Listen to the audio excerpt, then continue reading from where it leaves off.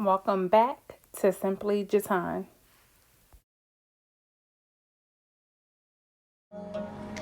Hey guys, welcome back to my channel. If you are new here, my name is Jeton and this is All Things Jeton. Today we are going to be talking about how to save money for a down payment on a house. So those of you that may be new to my channel, I am in the process of buying my house. I'm having a house built.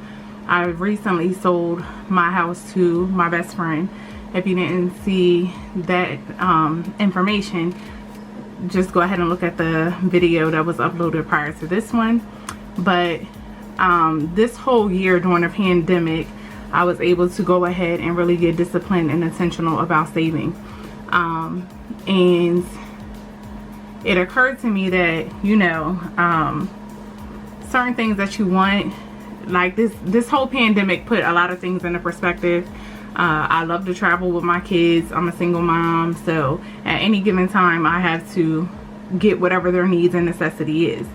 With us being on stay-at-home orders, I'm like, we're not getting ready to be buying a whole bunch of stuff. We're not, if it's not a necessity, it was out the window. So I was able to save a lot of money during this whole transition with the pandemic and everything. I wasn't spending money on gas. Well, I'm getting ahead of myself. So stay tuned for the video, because what I'm going to do is give you guys some tips on how to be able to effectively save for a down payment. And up until yesterday, I owned my house. So just like many other people, whether you're renting or you have a mortgage, I'm pretty sure you have to pay somebody bills for wherever you stay. So these are tips that can be done in baby steps, but the small steps are going to make a huge difference. So step number one for me was cutting out spending altogether. And I know you're like, what? Like, how do you pay your bills? Like, da da da da da. I get it. I get that that would be a question for you. However, again, we were in a whole pandemic. So if it was outside of my essentials, like entertainment, movies, traveling, I didn't have to worry about that. But when I say essentials, the only thing that I would spend my money on is things that I need. We need to eat, we need electric, we need water, we need a roof over our head. So all my money went designated towards that. Now what I would do is, like, say for instance, for May is when I first did it, I was like, you know, I'm gonna have a no spend challenge. So before that challenge even starts, what I would do is go do my grocery shopping. I would go get whatever we would need during that time. So when that challenge started, if it started on May 1st, I would already be prepared to not spend any money. And you have to be very disciplined. That included not eating out. Yeah, you need to eat, but do you gotta go to Starbucks every day for coffee if you have a coffee machine at home? Like, these are things that you can be doing to save you money.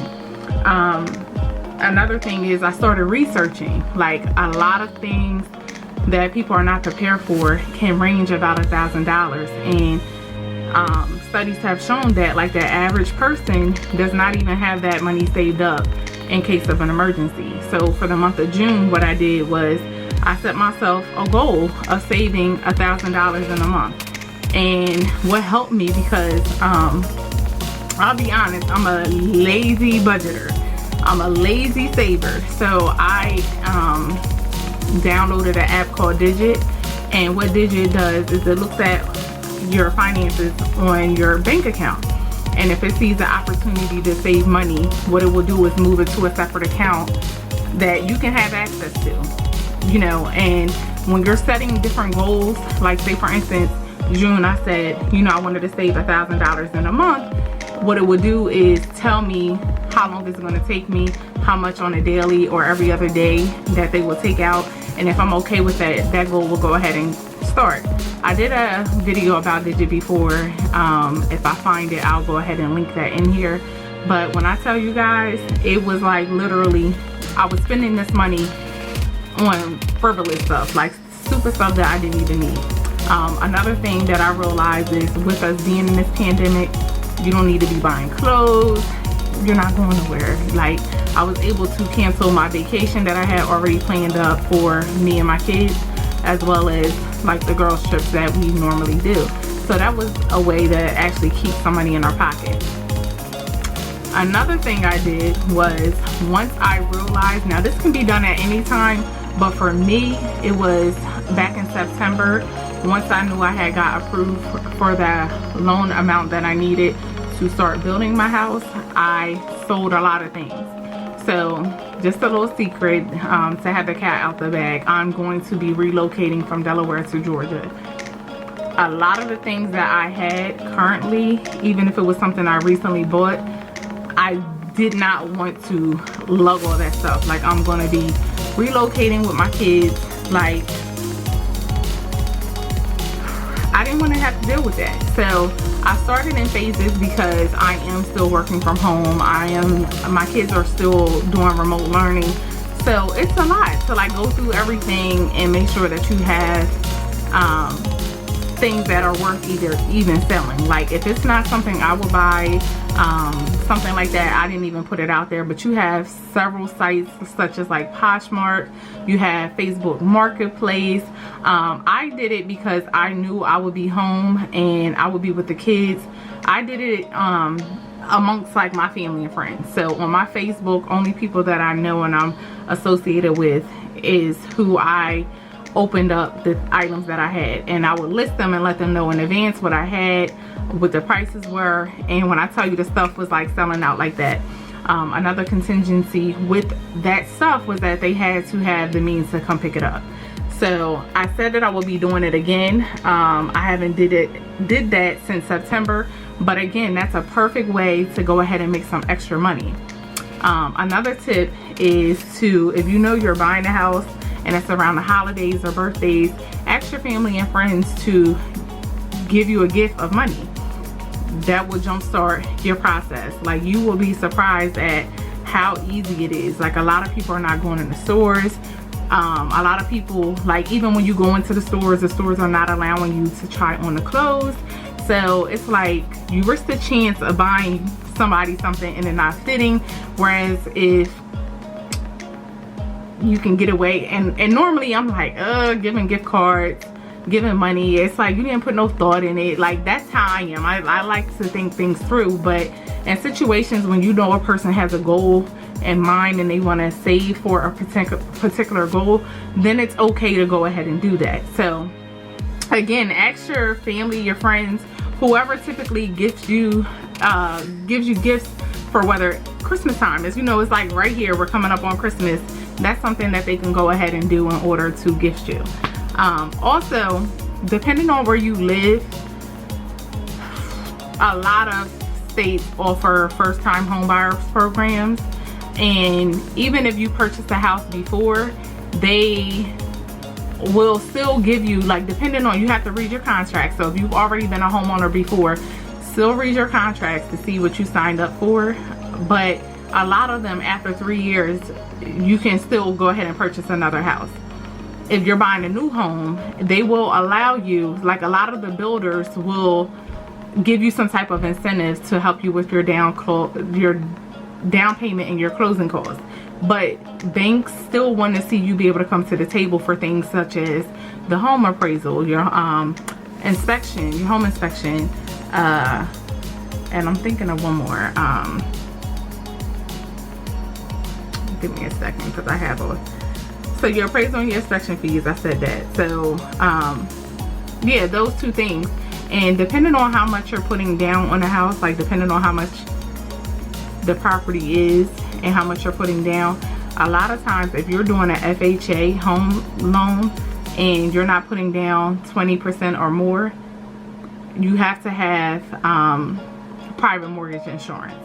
And once you make 20% of the payments, like of that amount owed, then you can go ahead and call them and tell them to remove it. But that will increase the amount of your payments, because that's like a insurance that banks want people to have, because they're not putting down as much money. So that's something to think about. Like, a lot of people are like, oh, I don't have the money to put down. Like, you'll be surprised. Like, some people go to the table for closing costs, including the home inspection, including the appraisal fees, spending less than $3,000. So trust me, it's something that anybody can do. Now, depending on what your income is and all that, that will determine your qualifications on how much you're able to afford, but it's something you can definitely do. I don't have any outside incomes. I'm a middle class worker. Like, I'm a single mom. I have 3 kids that I'm taking care of.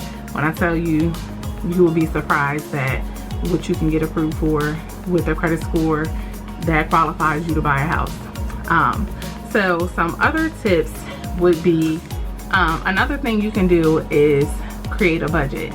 So one thing that, because I am a lazy saver and all that, one thing that helped me was using a app called Mint, and it's free, but what you do is you link your accounts to it, and it'll tell you like what your starting balance is, and it'll give you like graphs so you can see what amount is going towards entertainment, what's going towards gas, what's going towards food, and it'll really give you reality. Like, a lot of people was like, oh well, it's only $1. Like, that stuff adds up. So when you see for a month that most of your money is going towards eating out, then it'll make you conscious to sit up there and decide to, hey, I'm gonna pack my lunch for the rest of the month, or I'm gonna eat at home. I'm not gonna spend money eating out. Especially when you go grocery shopping, one of my pet peeves is when I go to the grocery store and I spend $300 at the grocery store, and then I turn around and eat out for the rest of the week. Like, that's so annoying to me. I hate when I do that, because when you think about it, like, you're spending double the money on food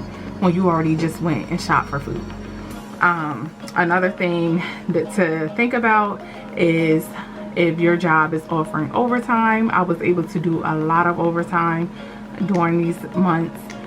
It's not going to go in and make it look like they're going to take it into consideration, but you don't want to, like, say for instance, if you get approved for a $200,000 loan, and a lot of that is based on your ability to work overtime at that time. Overtime is not guaranteed to last all the time. So what I would say is, do not buy or do not look for houses that go all the way up to $200,000, because at any given time that overtime could be cut out, and you don't want to be stuck paying for things that you can't necessarily afford. Another thing that I did to save up so quickly was, again, for the past however many months we've been in a pandemic, I went through all of the things on my bank account that was being taken out automatically, gym memberships, music memberships, subscriptions, stuff like that, and I canceled all of them, because 9 times out of 10 you're not using them anyway, but you just don't want to find the time to go ahead and cancel it. Cancel those things. Again, those $12, when you sit up there and add them together on a monthly basis, you will be surprised at how much money that puts back into your pocket.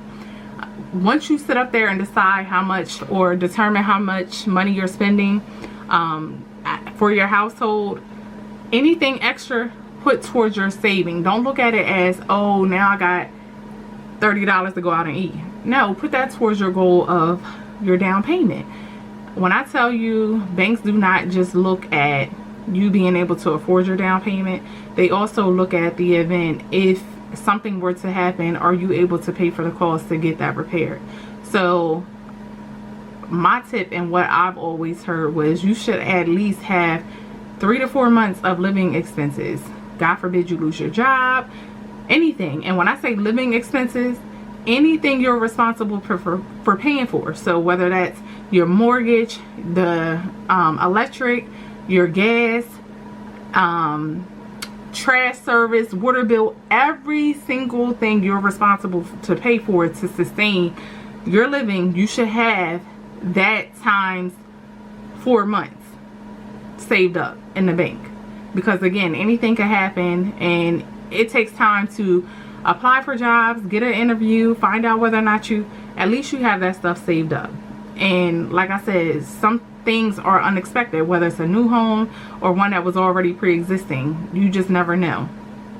So you can also get a second job. Now for me, I know that is kind of tough and hard, like for me to be home with my kids and I'm the one that's teaching them remotely majority of the time. That wasn't realistic for me. So a lot of the other tips and tricks that I provided you with on this video are the methods that I went through. So get a second job. You can, and the second jobs do not have to be anything that requires you to be out of the house.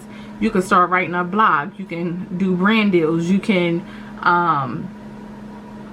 read college papers for people. Like, it's so many things that you can do that may not take up as much time out of your day that will give you money to be able to save for a rainy day. You can do Uber, you can do DoorDash. Like, these are all things that can give you extra income to save for a down payment on the house. Another thing is to try to store that money in a separate account. So again, I had Digit. I also had a couple other accounts that I utilize as my saving. So when Digit is reviewing my accounts, I use that as an example. It's something that is automatically being taken out. I'm not even seeing it.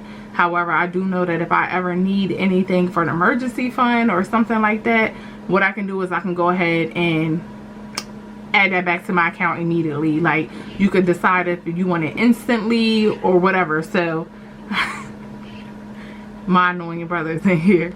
But those are all things that you can decide as in an instant. You can keep it separate, because sometimes you might have an unexpected bill that comes up, and at least it won't take from the things that you have set for your goal. It won't, like, if it was an automatic payment that comes out every 5 months and you forgot you're in the 5th month, at least you having your saving money that you're planning for your down payment, you can have that already set aside. It's not going to impact that. But those are all the tips and suggestions that I have for if you would like to quickly save for a down payment on a home. If you have any other tips and tricks that you've used or that have worked for you, or if you've gotten really intentional about saving this year, leave them down below. I'm sure whoever watches this video would also like to see what you guys have done. If you are in the process right now of going through the home buying process, congratulations to you. It is definitely something to be very proud of, especially during a pandemic. And again, if you would just be so kind and hit the subscribe button, I have a ton of more videos coming out regarding day in the life. I will be showing my house and the process of it being built. It will be ready next month, so you guys will be getting a empty house tour. So if you want to stay in the know about my journey and my progress, make sure you are subscribed and your notification bells are on.